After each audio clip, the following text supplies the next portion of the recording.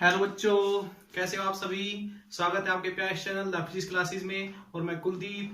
बेटा आज हम करंट इलेक्ट्रिसिटी का लेक्चर नंबर 5 पढ़ेंगे, जिसके अंदर आज हम सीखेंगे कि रेजिस्टेंस और रेसिस्टिविटी किसी भी कंडक्टर का जो जिसको हमने कांस्टेंट माना था वो भी चेंज हो सकता है विद चेंज इन टेम्परेचर। ठीक है, हमने कहा था कि रेजिस्टेंस और रेसिस्टिविटी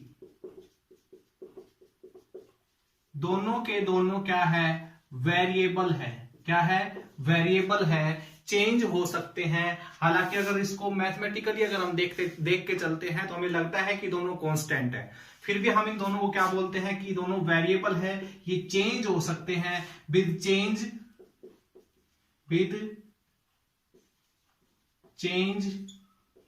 इन टेम्परेचर। टेम्परेचर के चेंज होने से ये दोनों चीजें चेंज हो सकती है। तो आर्टिकल का जो हमारा नाम है, जो आज हम टॉपिक पढ़ेंगे वो है topic effect of temperature on resistance and resistivity. Resistivity और रेजिस्टेंस के ऊपर क्या फर्क पड़ता है टेम्परेचर का। टेम्परेचर के चेंज होने से रेसिस्टिविटी कैसे चेंज होती है वो आज हमने स्टडी करना है। सबसे पहली बात करते हैं हम कंडक्टर की। फॉर कंडक्टर या फिर कंडक्टर के ऊपर क्या फर्क पड़ता है, कंडक्टर के रेजिस्टेंस के ऊपर क्या फर्क पड़ता है टेम्परेचर का। तो प्यारे बच्चों, आप सभी जानते हो कि जब जब हम टेम्परेचर चेंज करते हैं, ठीक है, तो क्या क्या चेंजमेंट आपको देखने को मिलता है।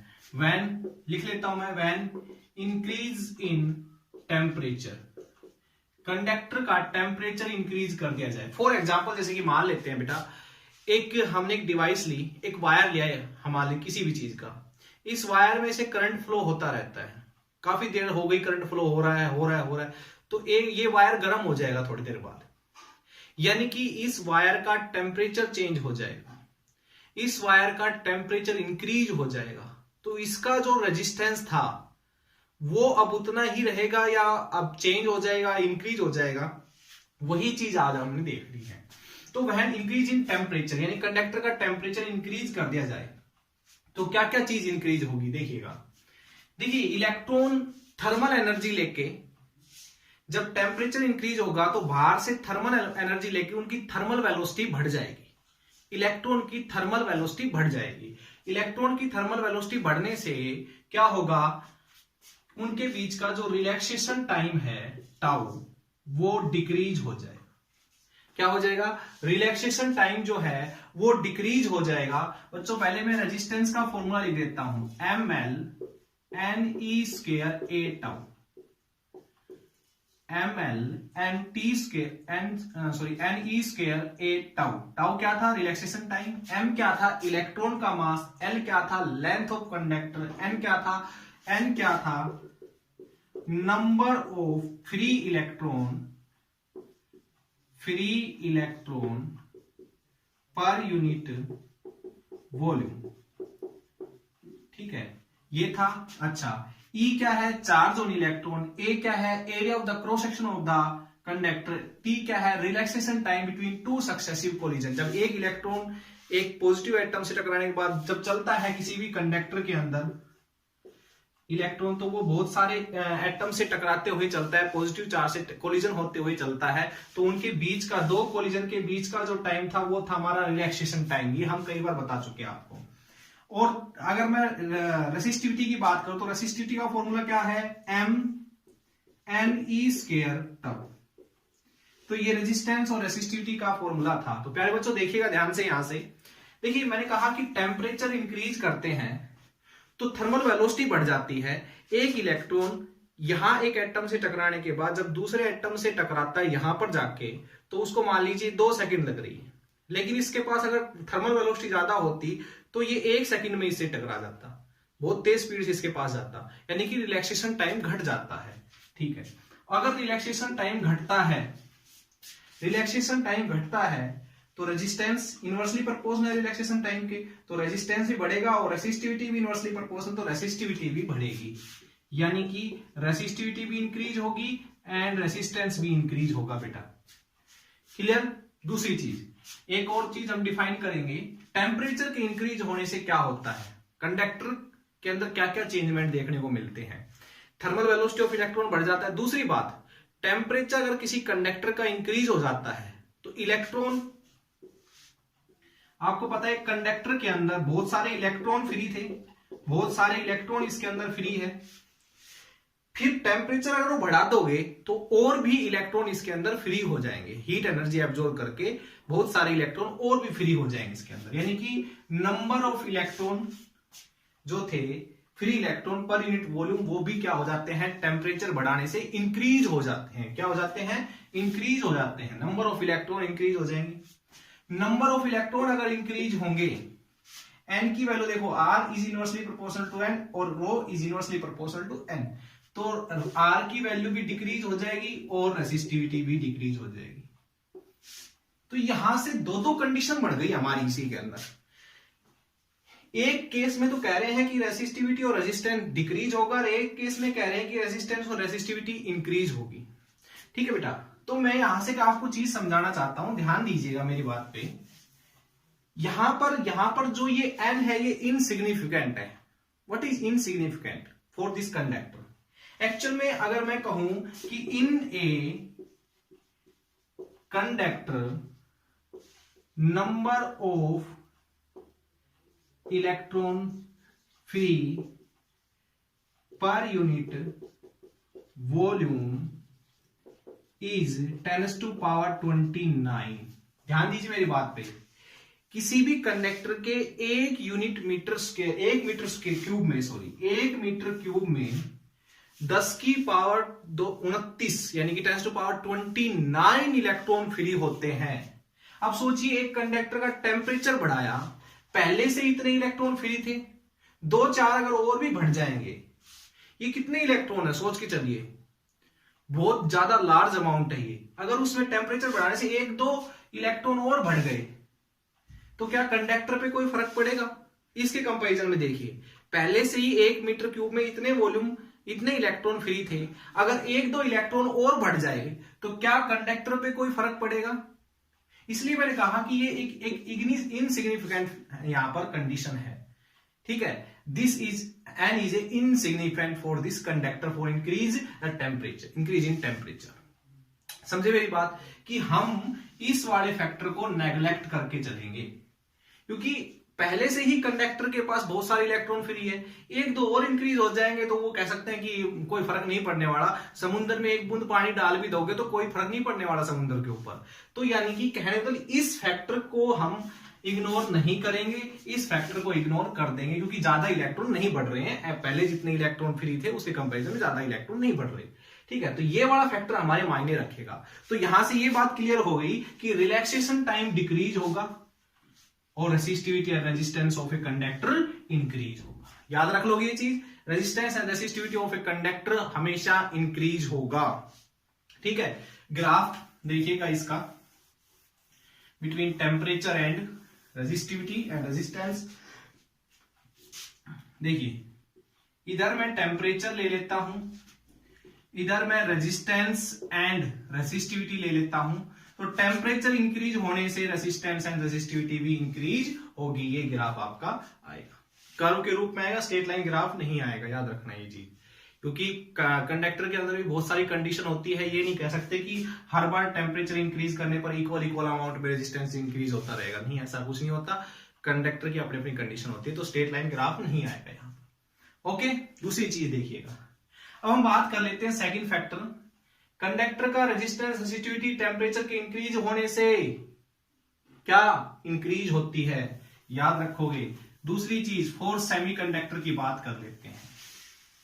किसकी बात करते हैं? सेमीकंडक्टर। देखना बच्चों, सेकंड केस है हमारा सेमीकंडक्टर।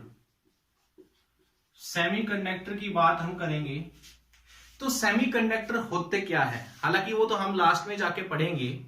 ठीक है, हमारा 9th यूनिट जो है सेमीकंडक्टर की है, वहीं पर हम डिस्कस करेंगे कि टेम्परेचर के इंक्रीज करने से इनकी रेसिस्टिविटी और रेजिस्टेंस इंक्रीज होता है डिक्रीज होता है। बट क्या है कि आज हम पूरा टॉपिक इसी चीज में पढ़ाने वाला, तो हम इसके बारे में डिस्कस कर लेते हैं। देखिए सेमीकंडक्टर में इलेक्ट्रॉन फ्री नहीं होते बेटा, पहली बात तो ये। अगर सेमीकंडक्टर को बाहर से एनर्जी दी जाती है तो उसके इलेक्ट्रॉन फ्री हो जाते हैं, ठीक है। यानी कि हमारे हाथ में होता है कि हम इलेक्ट्रॉन फ्री करवाएंगे या नहीं करवाएंगे। इलेक्ट्रॉन फ्री कितने करवा सकते हैं, सब हमारे हाथ में होता है। देखो कंडक्टर में बहुत सारे इलेक्ट्रॉन फ्री पहले से ही होते हैं, तो free number of charge particle in conductor हमारे कंट्रोल में नहीं होता, ठीक है। लेकिन सेमीकंडक्टर में कितने इलेक्ट्रॉन फ्री चाहिए कितने नहीं चाहिए वो सब हमारे हाथ में होता है। तो देखिएगा जब हम सेमीकंडक्टर की बात करते हैं, व्हेन टेम्परेचर इंक्रीज, जब हम टेम्परेचर इंक्रीज करेंगे तो सेमीकंडक्टर में इलेक्ट्रॉन फ्री नहीं थे, ये मान के चलते हैं। हमने टेम्परेचर इंक्रीज किया, 2-4 इलेक्ट्रॉन जो है वो फ्री हो गए। एक सेमीकंडक्टर की बात कर लेते हैं, 2-4 इलेक्ट्रॉन थे वो फ्री हो गए। अब उनके बीच में वो इलेक्ट्रॉन यहां से ऐसे चलते हैं, एक दूसरे से टकराते हैं, उनके बीच में रिलैक्सेशन टाइम तो होगा। और टेम्परेचर इंक्रीज कर रहे हो आप लोग तो रिलैक्सेशन टाइम तो, इसके लिए भी वही कंडीशन होगी कि इंक्रीज करने से रिलैक्सेशन टाइम जो होगा वो डिक्रीज हो जाएगा। और रिलैक्सेशन टाइम सेम कंडीशन होगी यहां पर, वही ml(ne²) a टाउ। तो टाउ डिक्रीज तो रेजिस्टेंस इंक्रीज, एंड ऐसे ही रेसिस्टिविटी भी इंक्रीज होगी। दूसरी कंडीशन वही free number of charge particle. अगर टेम्परेचर इंक्रीज करोगे तो free number of charge particle increase होंगे, अगर ये इंक्रीज होंगे तो रेजिस्टेंस एंड रेसिस्टिविटी भी डिक्रीज होंगे यहां पर। अब इनमें से कौन सा इनसिग्निफिकेंट है, देखिएगा कंडीशन समझिएगा। इसमें मुश्किल से, देखो हम कह रहे थे कि कंडक्टर में इतने इलेक्ट्रॉन पर यूनिट वॉल्यूम हमारे पास फ्री होते हैं। सेमीकंडक्टर में ऐसा नहीं होता है। सेमीकंडक्टर में करंट जो फ्लो करता है, सेमीकंडक्टर के अंदर से करंट जो फ्लो करता है बच्चों, वो डिपेंड करता है कि इसके अंदर फ्री इलेक्ट्रॉन है भी या नहीं। तो टेम्परेचर इंक्रीज करने से हम इसके अंदर इलेक्ट्रॉन फ्री करवा रहे हैं। इसमें से पहले इलेक्ट्रॉन फ्री नहीं थे तो कोई भी करंट फ्लो नहीं कर रहा था, यानी कि इसका रेजिस्टेंस बहुत हाई था। जैसे जैसे यहां से एनर्जी बढ़ाते गए, पोटेंशियल बढ़ाते गए, टेम्परेचर बढ़ाते गए, तो यहां से इलेक्ट्रॉन फ्री होना स्टार्ट हो गए। इसके अंदर से करंट बढ़ता गया। यानी कि जैसे जैसे इलेक्ट्रॉन फ्री बढ़ते जा रहे हैं, करंट बढ़ता जा रहा है, यानी कि रेजिस्टेंस घट रहा है इसका। ओके, रिलैक्सेशन टाइम तो जब बाद में आएगा ना, पहले तो इलेक्ट्रॉन फ्री करवाने बड़े जरूरी है ना। इलेक्ट्रॉन फ्री नहीं होंगे तो रिलैक्सेशन टाइम कहां से आ जाएगा। तो ये रिलैक्सेशन टाइम यहां पर इनसिग्निफिकेंट फिगर है, और यहां पर ये जो है ये सिग्निफिकेंट है। याद रख लो ये चीज, यानी कि पहले इलेक्ट्रॉन फ्री करवाने हैं, उसके बाद रिलैक्सेशन टाइम का रोल होगा। यहां पर इलेक्ट्रॉन ही 4-5 फ्री होते हैं, ठीक है। 4-5 की वजह से करंट क्या होगा, जैसे टेम्परेचर होगा ये और तेज स्पीड से भागेंगे, ठीक है। बेचारे सारे खुले हैं, ठीक है। यहां पर बहुत ज्यादा इलेक्ट्रॉन थे, तो यहां पर n क्या होगा, बढ़ेगा। यानी कि आपके पास ये कह सकते हो n के ऊपर डिपेंड करेगा, t टाउ के ऊपर डिपेंड नहीं करेगा। सो हम कह सकते हैं सेमीकंडक्टर का रेजिस्टेंस और रेसिस्टिविटी बच्चों क्या होती है, डिक्रीज होती है टेम्परेचर के इंक्रीज करने से। ओके, तो यहां से ग्राफ क्या आएगा, देखिएगा ग्राफ बनाते हैं। डिक्रीज होता है रेजिस्टेंस रेसिस्टिविटी टेम्परेचर के इंक्रीज करने से, तो यहां से टेम्परेचर ले लिया इधर, और इधर रेजिस्टेंस एंड रेसिस्टिविटी, ये ग्राफ आ जाएगा।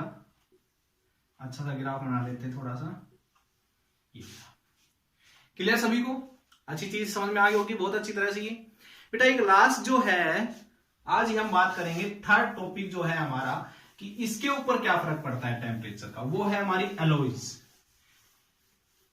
एलॉयज क्या होते हैं, देखिए सेमीकंडक्टर नेचुरली होते हैं, कंडक्टर भी नेचुरली होते हैं, लेकिन एलॉय जो होते हैं ये नेचुरल नहीं होते, ये मैन मेड कंडक्टर होते हैं, ये भी कह सकते हो। यानी कि हमने कोई एक्सपेरिमेंट करना है, जैसे कि फॉर एग्जांपल हमने एक बल्ब का रेजिस्टेंस निकालना है, तो बल्ब के पास क्या भेजेंगे, करंट भेजेंगे। सोच इस बात को कि बल्ब का रेजिस्टेंस लगा रहा है कि बल्ब कितना करंट को अपोज कर रहा है। बल्ब की बात करते हैं, बल्ब, पंखे, फ्रिज, कूलर सब क्या है, एक रेजिस्टेंस ही है जो करंट को कंज्यूम करने का काम करते हैं वो सब रेजिस्टेंस है। तो मुझे बल्ब का रेजिस्टेंस निकालना, तो बल्ब के पास वायर लग गया और बल्ब को मैंने कनेक्ट कर दिया वायर से और एक बैटरी से, बल्ब का रेजिस्टेंस एक्सपेरिमेंट किया, बल्ब का रेजिस्टेंस निकल के आ गया। बट यहां पर बल्ब का रेजिस्टेंस नहीं निकला, यहां पर करंट जो है बल्ब के पास भी जा रहा था और करंट वायर के पास भी जा रहा था, तो वायर का भी तो रेजिस्टेंस था। तो अगर कभी कोई एक्सपेरिमेंट हम करने लगे तो हम यहां पर दो दो चीजों का रेजिस्टेंस निकाले, उससे अच्छा है बल्ब का निकाल ले। तो फिर वायर का रेजिस्टेंस कितना होना चाहिए? 0। यानी कि वायर हमने इस तरीके का मेटेरियल लेके चलना जिसका रेजिस्टेंस ही नहीं होता। ठीक है, रेजिस्टेंस होता है उसका, ये बात कंफर्म है, लेकिन जैसे ही करंट फ्लो करवाएंगे तो टेम्परेचर इंक्रीज होने से, हीट प्रोड्यूस होने से वो उसका रेजिस्टेंस चेंज नहीं होना चाहिए, फिक्स रहना चाहिए भी कह सकते हो आप। तो हमने एलॉयज बनाए, क्या बनाए बेटा? Nichrome for example, nichrome, मैग्नीन, Constantine, etcetera. ये कुछ ऐसे मटेरियल थे जिनका यूज हम एज लाइक एलॉयज कर सकते हैं। इनका रेजिस्टेंस चेंज नहीं होता, अनअफेक्टेड रहता है।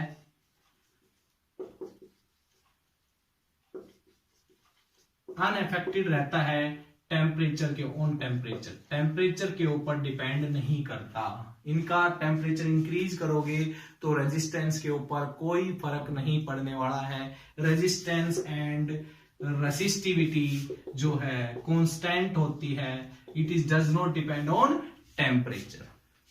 याद रखो बच्चा ये चीज, रेजिस्टेंस होता है इनका भी, ऐसी बात नहीं होता, रेसिस्टिविटी होती है इनकी, बट टेम्परेचर के चेंज होने से इनकी रेसिस्टिविटी और रेसिस्टेंस के ऊपर कोई फर्क नहीं होता, पहले से ही है जो इतना है वो फिक्स होता है। ओके, तो ये चीज है। ग्राफ बनाऊं मैं, टेम्परेचर, रेजिस्टेंस एंड रेसिस्टिविटी के बीच में, तो ग्राफ आएगा कुछ ऐसा। टेम्परेचर बढ़ता जा रहा है, रेजिस्टेंस कैसा है, रेसिस्टिविटी देखो कांस्टेंट है। और सर ये तो आपने थोड़ी टेढ़ी ली है तो बढ़ रहा है। बेटा देखो थोड़ा बहुत तो चेंजमेंट आता है, हर चीज में आता है थोड़ा बहुत। बिल्कुल परफेक्ट हम कह सकते हैं कि ऐसे एलॉयज नहीं बन सकते जिनका थोड़ा बहुत रेजिस्टेंस इंक्रीज ना हो, टेम्परेचर थोड़ा बहुत, ज्यादा नहीं, बिल्कुल मामूली। ठीक है, तो ये चीज यहां से क्लियर। तो अनअफेक्टेड रहता है, टेम्परेचर के ऊपर डिपेंड नहीं करता एलॉयज का रेजिस्टेंस। ओके, नेक्स्ट देखिएगा, हमें कोई ऐसी इक्वेशन चाहिए। अब हम इसी को आगे बढ़ाते हैं। हमें ये तो पता लग गया कि टेम्परेचर के ऊपर डिपेंड करता है कंडक्टर, सेमीकंडक्टर और एलॉयज का रेजिस्टेंस। तो हमें एक ऐसी इक्वेशन चाहिए जो हमें नया रेजिस्टेंस निकालने में हेल्प कर दे। समझ रहे हो मेरी बात? ध्यान दीजिएगा, हमें एक ऐसी इक्वेशन चाहिए जो मैं कहूं कि भाई अब टेम्परेचर इतना हो गया तो बताइए अब इसका रेजिस्टेंस कितना है, इस वायर का रेजिस्टेंस कितना है। अब टेम्परेचर इतना होगा तो बताइए इसका रेजिस्टेंस अब कितना है। तो पहले इसका रेजिस्टेंस मान लो 10 ओम था, अब 10 डिग्री सेल्सियस टेम्परेचर बढ़ा दिया, अब बताओ इसका रेजिस्टेंस कितना है। पहले 10 ओम रेजिस्टेंस था, अब 20 डिग्री सेल्सियस टेम्परेचर इसका कर दिया, अब बताओ इसका रेजिस्टेंस कितना है। तो ऐसी इक्वेशन चाहिए। तो बेटा एक बात हम यहां से निकालते हैं, जिस आर्टिकल को आप नाम भी दे सकते हो, यहां से कह सकते हो टेम्परेचर कोफिशिएंट या टेम्परेचर कांस्टेंट अल्फा। ये आर्टिकल को भी नाम दे सकते हो, और मैं बता देता हूं आपको टेम्परेचर कोफिशिएंट ऑफ रेजिस्टेंस भी आप इसको नाम दे सकते हो, temperature coefficient of resistance alpha. Alpha के बारे में ड्राइव करेंगे हम इक्वेशन यहां से। अल्फा क्या है, क्या कुछ नहीं है, अल्फा एक कांस्टेंट क्वांटिटी है, बट एक्चुअल में ये भी कांस्टेंट नहीं है। आएगा, देखिए ध्यान दीजिए। मान लो पहले टेम्परेचर T था, T से अब टेम्परेचर T प्लस dt हो गया, यानी चेंज हो गया। पहले रेजिस्टेंस R0 था, अब रेजिस्टेंस R0 से R0 प्लस dr हो गया, यानी कि चेंज हो गया, टेम्परेचर इतना इंक्रीज हो गया, dr इंक्रीज हो गया। तो ये कंडीशन है। हमने कहा कि टेम्परेचर चेंज होने से, चाहे वो कंडक्टर हो चाहे सेमीकंडक्टर हो, उनका रेजिस्टेंस इंक्रीज या डिक्रीज होता है। अब ये इंक्रीज हुआ इतना, डिक्रीज हुआ वो तो प्लस माइनस लगा के हम पता कर सकते हैं। तो ये मान लीजिए प्लस माइनस, कंडक्टर और सेमीकंडक्टर दोनों के लिए ले लिया मैंने। एलॉयज के लिए तो आपको पता है अफेक्टेड रहेगा, R0 का R0 रहेगा, चाहे टेम्परेचर कितना भी इंक्रीज करो। तो यहां से प्लस माइनस लेता हूं, प्लस का मीनिंग कंडक्टर के लिए, माइनस का मीनिंग सेमीकंडक्टर के लिए। तो देखिए बेटा, तो ये जो टेम्परेचर में चेंज आया है ये किन किन बातों पे डिपेंड करता है, ध्यान दीजिएगा। Change in the resistance, sorry temperature नहीं, रेजिस्टेंस में जो चेंज आया है बेटा, change in resistance is directly proportional to change in temperature. मानते हो कि नहीं मानते हो? ठीक है।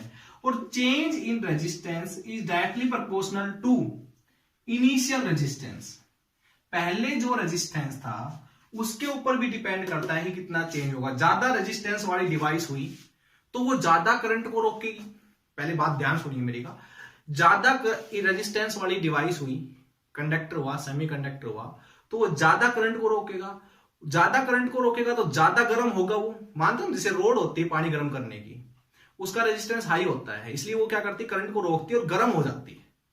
तो ऐसे ही कह रहे हैं कि ज्यादा रेजिस्टेंस वाली डिवाइस ज्यादा गर्म होगी, उसका रेजिस्टेंस ज्यादा इंक्रीज होगा टेम्परेचर के इंक्रीज होने से। ठीक है, तो ये कह सकते हो कि change in temperature so resistance is depend on initial resistance. Okay, अब इन दोनों को कंबाइंड कर लेते हैं। मैथमेटिकली रूल बता रहा हूं इसका, ठीक है, रेजिस्टेंस निकालने का। ओके, ध्यान दीजिए, यहां से मैं कोई कांस्टेंट वैल्यू पुट करूंगा, sorry, alpha R naught D T. Alpha क्या है, टेम्परेचर कांस्टेंट, यानी कि constant of resistivity, sorry temperature coefficient बोल सकते हैं इसको, रेजिस्टेंस का टेम्परेचर कोफिशिएंट। एक्चुअल में ये भी चेंज हो सकता है, हर मेटेरियल के लिए इसकी वैल्यू अलग अलग होती है। अल्फा की वैल्यू हर मेटेरियल के लिए अलग अलग होती है, बता रहा हूं। कंडक्टर भी कई टाइप के होते हैं, जैसे एल्यूमिनियम, कॉपर, निकेल, ऐसे, तो इनकी इस अल्फा की वैल्यू सबके लिए अलग अलग होती है। तो ये भी एक वेरिएबल है, लेकिन किसी फिक्स कंडक्टर के लिए इसकी वैल्यू अल्फा की वैल्यू फिक्स होती है, कोफिशिएंट ऑफ टेम्परेचर। ओके, ये आ गया अब हमारे पास। इसका डेरिवेशन करते हैं हम, इसका दोनों साइड इंटीग्रेशन करेंगे। ये दोनों चीजें कांस्टेंट है, ठीक है। कितना चेंज हुआ ओवरऑल वो निकालना है। तो पहले इसका रेजिस्टेंस आर नोट था, अब इसका रेजिस्टेंस आर एफ, यानी कि पहले आर नोट था, अब आर फाइनल, इतना रेजिस्टेंस हो गया।